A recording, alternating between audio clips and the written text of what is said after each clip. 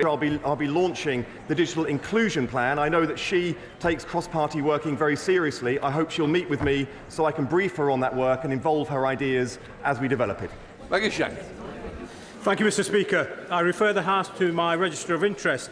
Globally, billions of pounds of investment are flowing into companies creating new technologies to power data centres. Communities across the UK should be sharing this opportunity of well-paid investment offers. In Derby, Rolls-Royce are world leaders in the development of small modular reactors. I love Derby. Does the Secretary of State agree with me that they show British at its strongest and would be a dynamic partner for any technology company wishing to invest in the future? I'm grateful for his questions, and of course the other side seem to as well. I agree that technological innovation will be the key to move, and the UK will be at the forefront of that, and SMR is exciting. I've met with Rolls-Royce. They have a great advocate in the Ombudsman. I look forward to hearing more from him and seeing how we can support this exciting technology into the future. Mr. Speaker, thank you. What steps is the government taking to support pioneering British aerospace solutions in mid-Bedfordshire in their pursuit of hydrogen-powered flight? And how will the industrial strategy ensure the UK remains a global leader in sustainable aviation technology? Thank you. He raises a very important point, one that this government is committed to. That's why we increased R&D spending to the highest of any government in this country, and it will have a direct impact on the issues that he raises. Before we give Prime Minister's questions, I'm Dina Galway, the Speaker of the Lok Sabha of India. Right, let us move to questions to the Prime Minister. Neil Coyle. Number one, please, Mr. Speaker. Prime Minister. Thank you, Mr. Speaker. May I wish all members of this House a Happy New Year. Mr. Speaker, our thoughts, of course, are with those affected by the recent flooding, and we thank the responders working hard to keep communities safe. Mr. Speaker, an elective reform plan to rebuild our NHS and end the Tory backlog. We will deliver where the previous government failed, empowering patients, boosting productivity, more care in the community and incentivising reform. Mr. Speaker, this morning I had meetings with ministerial colleagues to my duties in this House. I shall have further such meetings later today.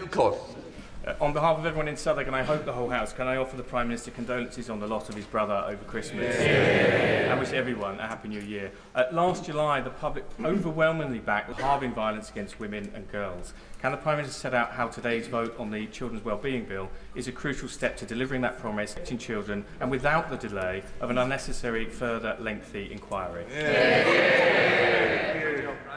Can I thank brother and the other colleagues who've sent me remarks. Mr. Speaker, he raises a very important violence against women and girls, abuse, child sexual exploitation are sickening. Many victims for a very long time by warped ideas about community relations and the protection of institutions. Mr. Speaker, he raises the question of inquiry. There have been a number of inquiries, both national and local, including one, and reasonable people can agree or disagree on whether a further inquiry is necessary.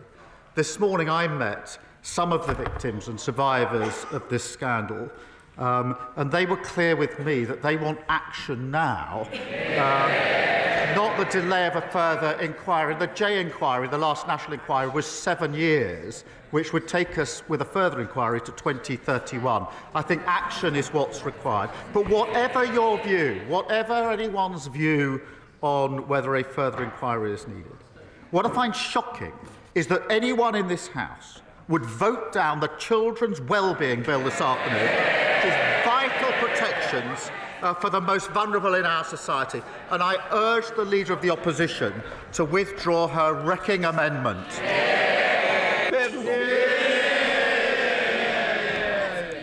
Mr. Speaker, the whole House has heard that the Prime Minister lost his brother during the Christmas period. So can I offer him, on behalf of my party, our sincerest condolences?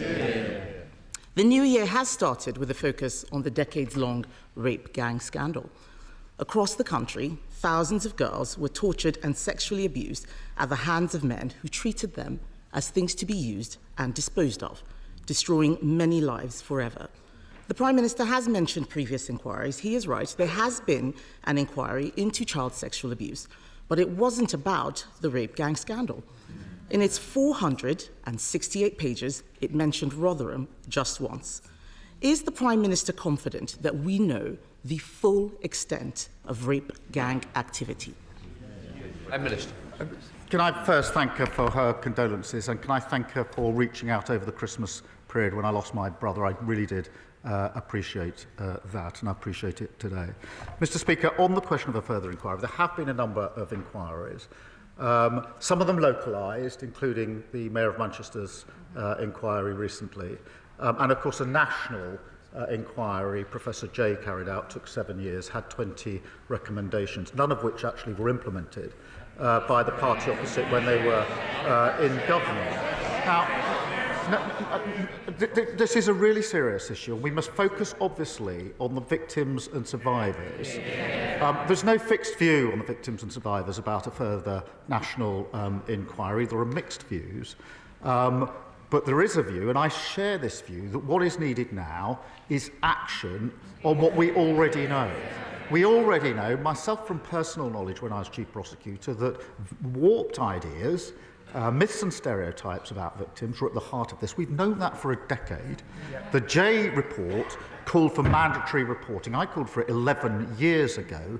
What we need now is action. What can't be tolerated is the idea that this afternoon members opposite will vote down a bill which protects children, include Mr. Speaker, Mr. Speaker, let me just. One of the provisions in the bill is to protect children vulnerable today who are out of school to prevent abusers ever taking those children out of school. I implore members opposite to defy the misleading leadership of the Leader of the Opposition and vote for a really important bill. Mr. Speaker, I'm shocked that the Prime Minister would say that actions were not taken. He knows full well that we accepted 18. He knows full well that we accepted 18 of the 20 recommendations in the Jay inquiry and went further, launching a gangs task force that found 550 more perpetrators. That shows that there is still work to be done. In Rotherham alone, there have been over 1,400 victims. Across Oldham, Bradford, Bristol, Rochdale, and dozens more towns, there have been thousands more victims, but no one has joined the dots. No one has the total picture, and it is almost certainly still going on. One victim from Telford, and I know he says that victims have different views. We have different views across this House. But one victim from Telford says she wants a national inquiry because it will hold people accountable in a way that previous inquiries have not. Correct. It is very possible to have actions, take on more, and still have a national inquiry. So why won't he listen to victims and launch a national inquiry which would have the power to summon witnesses and make them give evidence under oath? Prime Minister. Mr. Speaker, she says they accepted the recommendations. They didn't act on them. Exactly. One of the central recommendations was mandatory reporting, and it still hasn't been enacted. I called for this 11 years ago. They've been tweeting and talking. We've been acting. Well, Mr. Speaker, the Leader of the Opposition has been an MP, I think, for 8 years. Her party have been in government for 7.5 of those 8 years. She was the Children's Minister. She was the Women's and Equalities Minister. I can't recall her once raising this issue in the House, once calling for a national inquiry. It's only in recent days she's jumped on the bandwagon. Now, Mr. Speaker, in fairness, if I'm wrong about that, and she has raised it, then I invite her to say that now, and I will happily withdraw the remark that she hasn't raised it in this House in the 8 years that she's been here until today. Mr. Speaker, the Prime Minister is being very specific because I have raised this issue. I've raised it in speeches. I've raised it publicly. He knows that as a minister, I would not have been speaking on this specific issue. I was not a Home Office minister. But Mr. Speaker, I will remind him about other victims who came to me, who I did help. The victims of the Tavistock scandal, who came to me as a minister, I didn't send them away like his safeguarding minister. I made sure, as his Labour Party were calling me transphobic, that we launched the CAS review, which even his health secretary has accepted. So we do right by victims, Mr. Speaker. The reason why a national inquiry is important is because this issue is systemic. It has been involving local and national officials, the police, prosecutors and politicians. He talks about some of the local inquiries, but these interlinked issues cannot be covered by local inquiries alone. In fact, the leaders of the Manchester inquiry resigned because they couldn't get evidence, they couldn't summon witnesses, and not a single person in a position of authority has been held to account.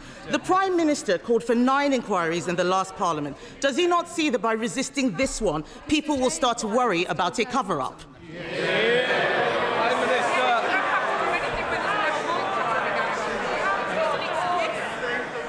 Mr. Speaker, this is an important issue, and we have to focus on the victims and survivors, and it isn't helpful. This sort of lies and misinformation and slinging of mud doesn't help them one bit. Doesn't help one bit. Mr. Speaker, she raised a question of a victim with me, and quite right to, and I accept that victims and survivors are in different places on this. Those that I've spoken to are worried about the delay of a further inquiry. The last inquiry took 7 years. That would take us to 2031. Now, these inquiries, amongst the issues that's been raised with me, and if she's been speaking to victims, they'll have raised this with her, is that it's very hard for victims and survivors to come forward to explain what's happened to them. They do not want to be rushed through this process, which is why the last one took 7 years. It's not sensible to suggest that this can be done in a hurry, on the cheap and comprehensively. Therefore, Mr. Speaker, that would take us to, let's say, 2030, 2031. The victims that I've spoken to want action today. I agree with them on that. But what I don't understand, I genuinely don't understand, is why anybody today would vote against the Children Wellbeing Bill, which will protect children who are vulnerable today. It will kill the bill. It will stop those provisions for children exposed at risk today. I implore them, vote for the bill. Don't wreck this in this misguided way. Mr. Speaker, it is very possible to have shorter inquiries, especially if they are covering areas that have not been looked at yet. We don't need to repeat the work that has already been done.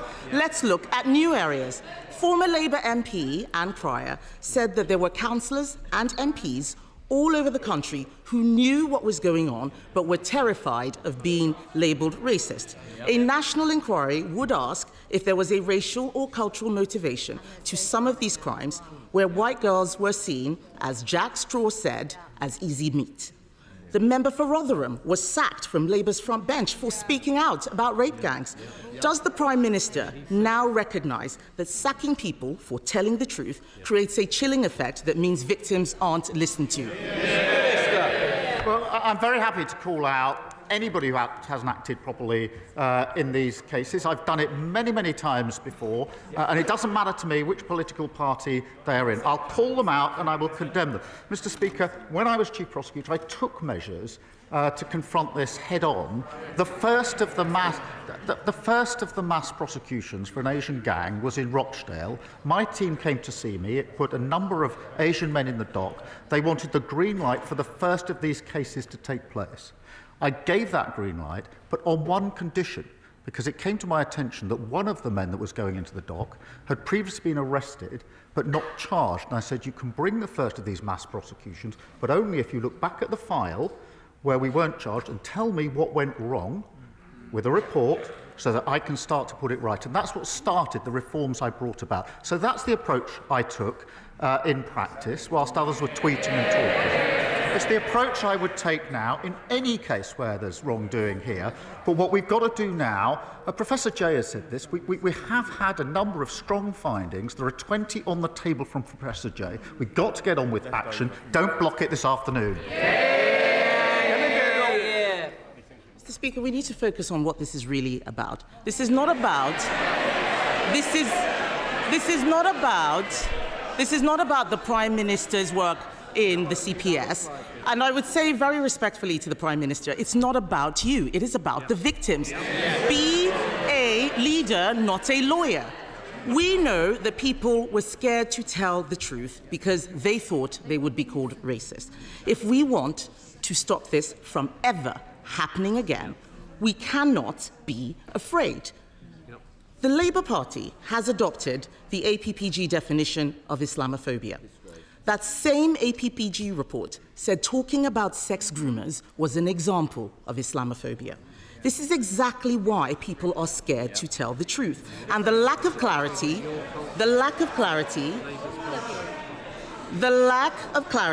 means that innocent British Muslims are smeared by association. That is not fair, and only a national inquiry can solve this. So will the Prime Minister look again at the Labour Party's adoption of the definition of Islamophobia, its chilling effect, and rule out introducing it in government? Prime Minister. Mr. Speaker, I will call out any aspect that has prevented anybody coming forward or any case going forward when it comes to violence against women and girls, child abuse or child sexual exploitation, as I have been doing now for the best part of 15 years. But, yes, some people will say there should be a further inquiry. But that does, I accept that, but that means all the victims and survivors who are going to give evidence need to be in a position to do so. Not all of them are. I've been speaking to them. There are some that do think they are. It will take time. All of the institutions will have to give evidence. That will take time. This will delay things till 2031 also. But we all, Mr. Speaker, we already know what the major flaws are. And my argument is we should get on with that action, and that's why we're bringing forward the bill this afternoon.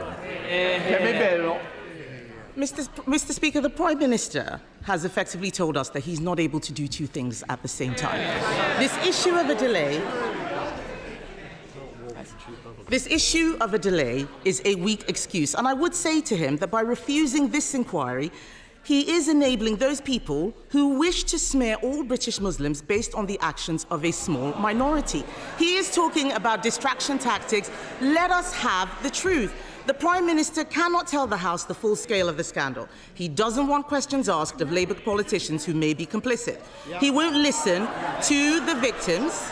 He won't listen to the victims who are calling for a national inquiry. He is making this all about a bill this afternoon. Later today, he will tell Labour MPs, including in Telford, Rochdale, Bristol, Derby, Aylesbury, Oldham, Bradford, Peterborough, Coventry, Middlesbrough, Newcastle, Ramsgate, to tell all of these people to vote against a national inquiry into the gangs which have systematically gang-raped children in their constituencies. This is one of the worst scandals in British history, Mr. Speaker.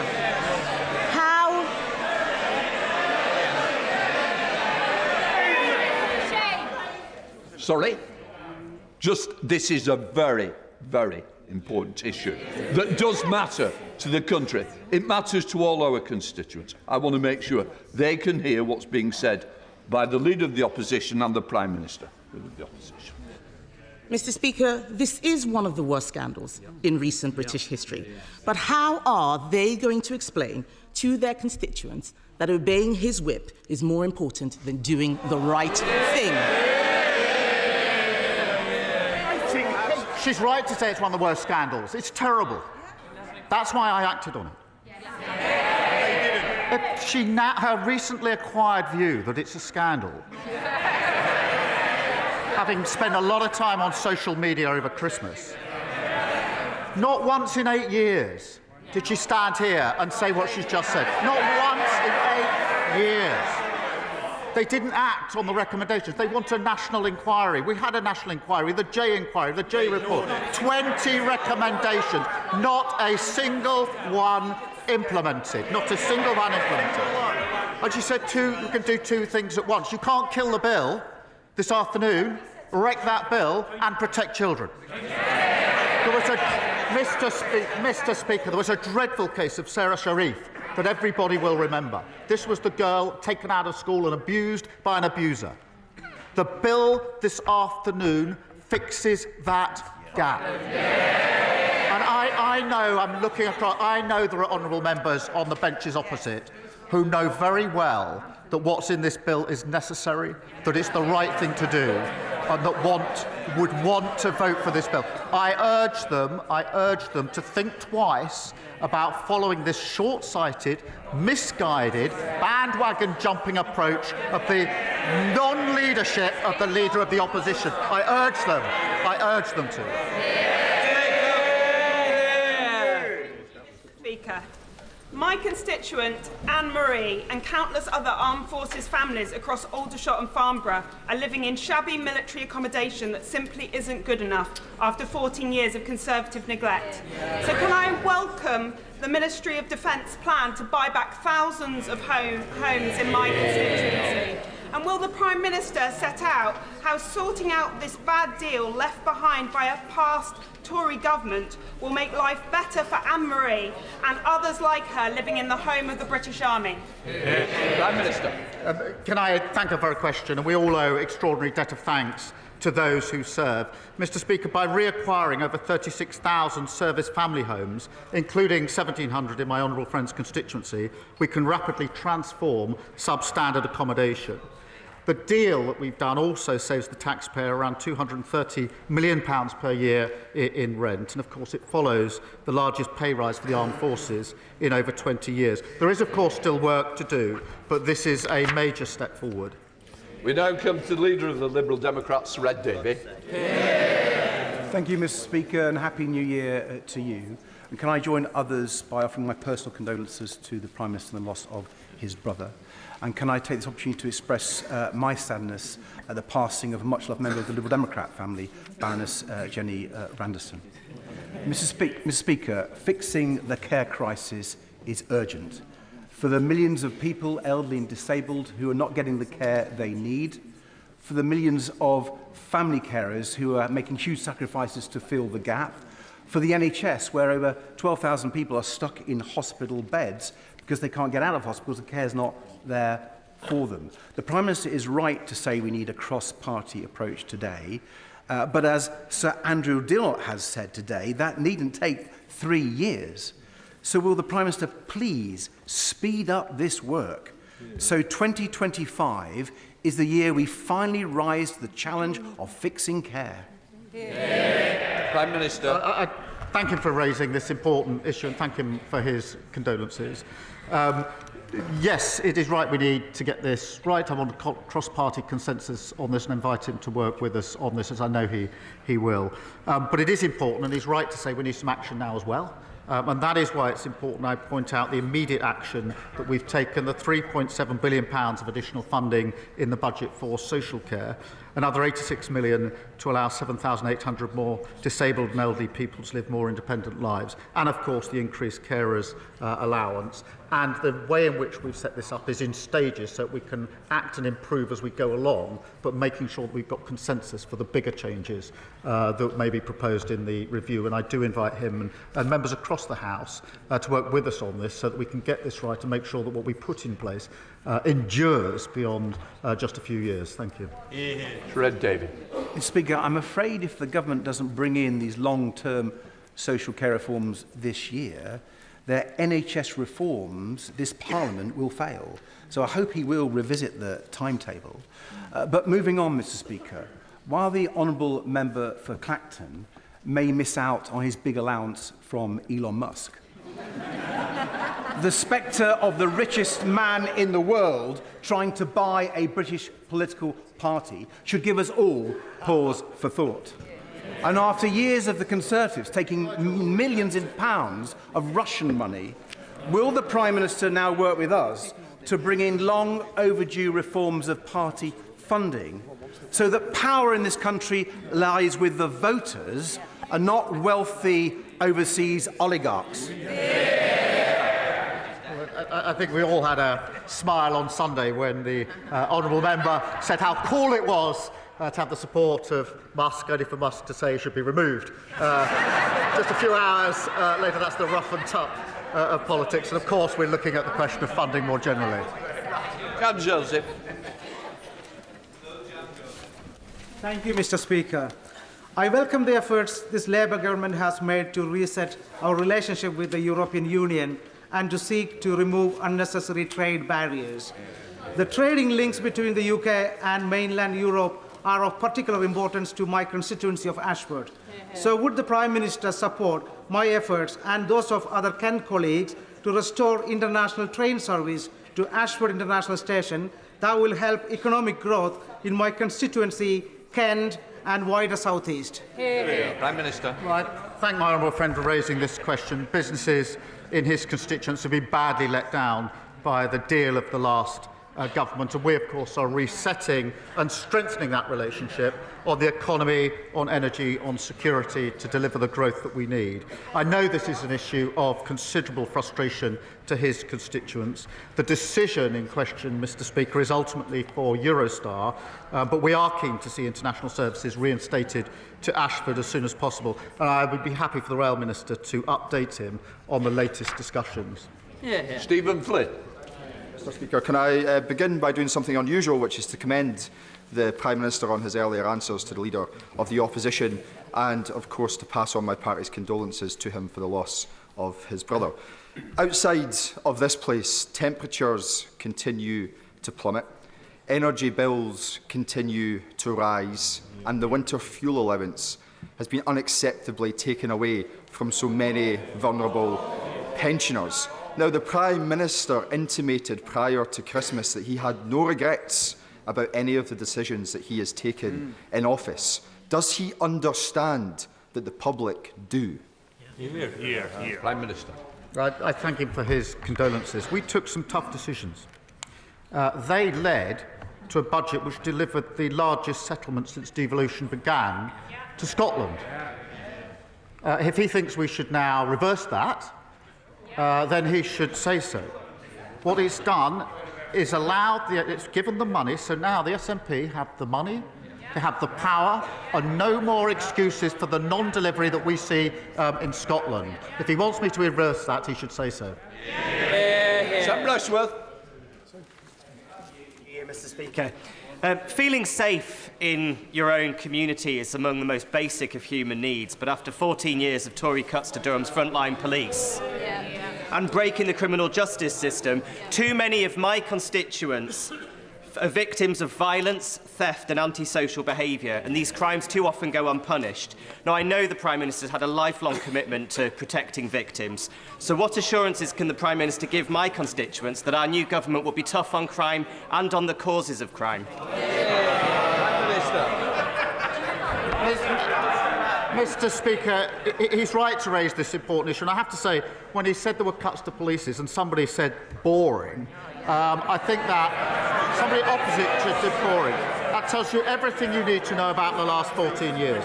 He's right. We need to crack down on those committing vile acts in our communities. And that's why our plan for change puts 13,000 extra police and PCSO officers into neighbourhood policing, 3.5% real terms increase, and of course tough new respect orders. Where they lost control, we'll take back control and deliver safe and secure communities.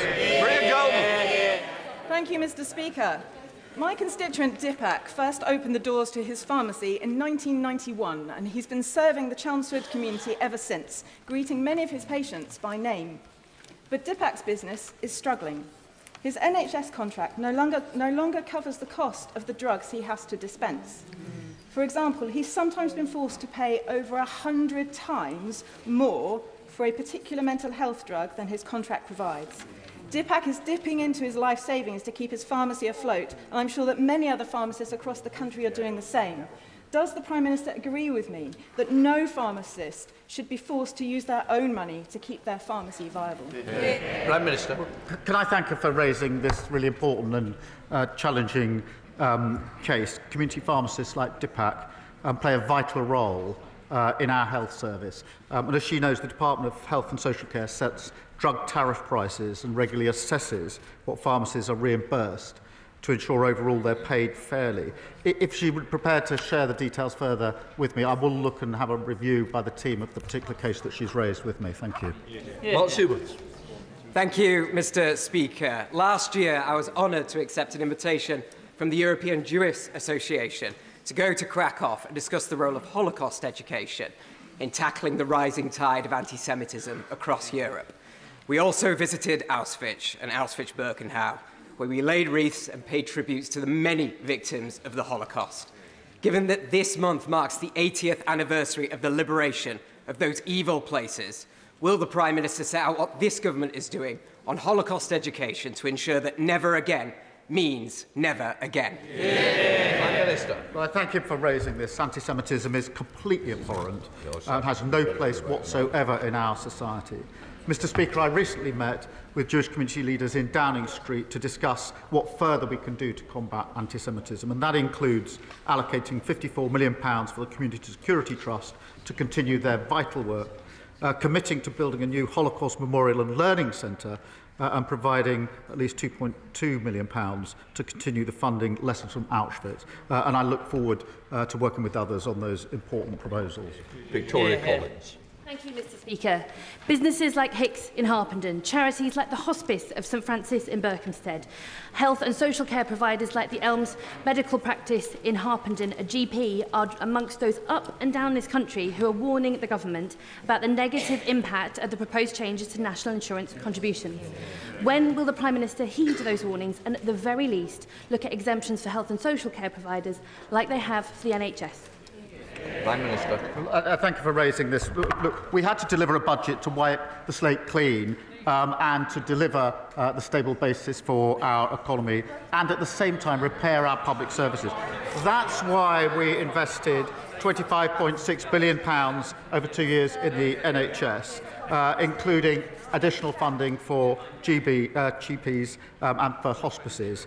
And we are taking measures to ensure that funding is there to support our vital services. Mr. Speaker, every week I visit constituents in my Hackney South and Shoreditch constituency living in the most appalling overcrowded social housing, some with triple bunk beds in the bedroom and the parents on a sofa bed in the living room.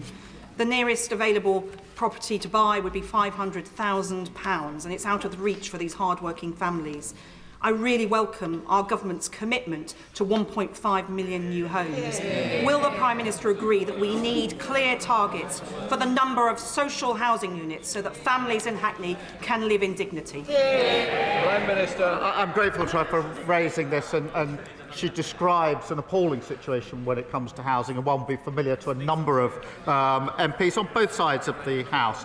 And that's why we will deliver the 1.5 million homes that we desperately need across the country. She's right, and the budget announced 500 million into the Affordable Homes programme, which is hugely important, 100 million of that going to the Greater London Authority. And we will also, Mr. Speaker, reform the right to buy to deliver a fairer, better value, a more sustainable scheme where long-standing tenants can buy their own home. Andrew George.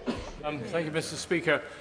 In Cornwall, in the last 10 years, over £500 million has been handed to holiday homeowners through various tax loopholes, etc., whilst local families are being evicted from their homes to make way for yet more holiday homes as the housing crisis deepens and worsens. The six MPs in Cornwall are determined to reverse this situation and to address these issues before the end of this Parliament. Will the Prime Minister agree to meet us so we get the full backing of government and deliver first rather than second homes for the good of Cornwall and the Isles of Scilly? Prime Minister. I thank you for raising this. We are committed to building those 1.5 million homes, and that includes 4,500 new homes every year in Cornwall. But I do recognise the point he makes, which is that excessive concentrations of short-term lets and second homes in places like Cornwall can impact the availability and affordability of homes. That's why we'll enable councils to charge a premium on the council tax bills of second homes, abolish the furnished homes let regime and introduce a registration scheme for short-term lets. But I am happy to make sure that he and his Cornish colleagues do get the meeting they want with the Housing Minister to discuss that further. Joyce Fenton-Glenn. Thank you, Mr. Speaker. This government is committed to using the criminal justice system to tackle violence against women and girls. But when an abuser can use a child custody battle to continue their abuse, as happened in the case of one of my constituents, it is clear that we need to raise the issue in the civil courts too.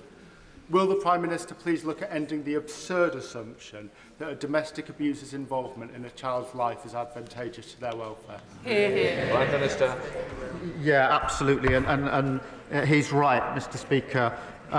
Family courts must never be a tool that domestic abusers can use to continue their appalling abuse. And that's why we're expanding the number of new Pathfinder courts to provide dedicated support to survivors and protect the welfare of children. We are reviewing the presumption of parental involvement and will set out our position in due course. I'll make sure that he meets the relevant minister to discuss this further. Christine Jolly. Thank you very much, Mr. Speaker. And can I associate myself with the remarks of the Liberal Democrat leader and others today? Happy New Year to everyone, but 2025 is already proving a challenge for many of my constituents. Pensioners, families, small businesses, the hospitality industry, GPs, social care, as others have said. They know that the SNP has failed to deliver for Scotland. They hear when the Prime Minister says that the Conservatives left the economy in a mess, and they know that governments make difficult decisions. But what they are asking me is, when is this government going to do something positive for them to overcome the negative impacts they're facing from the budget? Prime Minister. Thank you very much. Can I just address something I should have addressed to our leader, which is to express our condolences about Jenny Randerson. I apologise, I overlooked that earlier on. She raises the point about the failure of the SNP and the legacy of the Tories, and I'm proud that this Labour government delivered the largest budget settlement for Scotland since devolution, and that means, Mr. Speaker, in answer to a question, 100,000 workers in Scotland benefit from the increases from the national minimum and living wage each year. An estimated 3.2 million people in Scotland will benefit from the extension of the 5p cut in fuel duty. And it comes, of course, on top of the 125 million set up Great British Energy in Aberdeen. And it reinforces the point. They've got the powers, but a terrible record. They left a terrible legacy. We're getting on for delivering for Scotland. Last year, this Labour government delivered justice for members of the Mine Workers Pension Scheme. 45,000 members of the similar British Coal Staff Superannuation Scheme are keen to see their £2.3 billion investment reserve returned to them, which could boost coalfield communities like mine and Cannock Chase. Will the Prime Minister meet with retired miners, trustees and coalfield MPs to discuss what could be done for BCSS members up and down the country? Prime Minister. Right, thank you for raising this issue. I was pleased, Mr. Speaker, that the first increased payments to Mine Workers Scheme members were made at the end of November. I do understand the strong feeling on the British Coal Staff Superannuation Scheme, which is why the Minister for Industry met the trustees last year, and we will be working with the coal staff trustees to consider their proposals once the new Mine Workers Pension Scheme arrangements have been agreed. Thank you, Mr. Speaker. Mr. Speaker, first of all, we had a Chancellor who embellished her CV, then we had a Transport Secretary with a fraud conviction, and now we've got an anti-corruption minister who is being investigated for corruption. Now, I know the Prime Minister likes living in free accommodation, but does he really think it's appropriate that his minister is being given free housing by the political allies of some very dubious foreign regimes? Prime Minister. Mr. Speaker, the City Minister has acted appropriately by referring herself to the independent adviser. We brought in our new ministerial code to allow ministers to ask to establish the facts, and I'm not going to give a running commentary on that important exercise. Tonia Antoniazzi. The last couple of days, I wrote to the England and Wales Cricket Board regarding the upcoming game in the Championship Trophy against Afghanistan on the 26th of February. I have met with the ECB and we are calling for the game to be boycotted. I thank everybody for the support that I've had across this House and also at the other place. I also would like to thank very much the Prime Minister for his intervention with the International Cricket Council yesterday. But would he please agree to meet and talk to his counterparts in South Africa and Australia that they boycott the Games as well? Mr. Speaker, there's been an appalling erosion of the rights of women and girls in Afghanistan. And we all should condemn that suppression of freedoms in the strongest terms. And that's why we provided additional aid, at least 50% of which we're going to women and girls. DCMS are in touch with the international counterparts on this issue. I welcome the England and Wales Cricket Board making strong representations to the International Cricket Council on Afghanistan's women's cricket team. Final question to Roger Gale. Thank you, Mr. Speaker. Mr. Speaker, setting aside the matter of grooming gangs, the opposition amendment on the order paper today sets out very clearly why the bill that we shall be debating is so very deeply flawed. And if it is to become an Act of Parliament, it will have to be completely rewritten in committee. But, Mr. Speaker, the Prime Minister from that dispatch box has made much of his service as the public prosecutor. So could he tell the House in that capacity why during his time he declined to instigate a prosecution for rape and sexual abuse against Mohammed Fayed? Prime Minister. That case never crossed my desk. Right. That completes Prime Minister's question.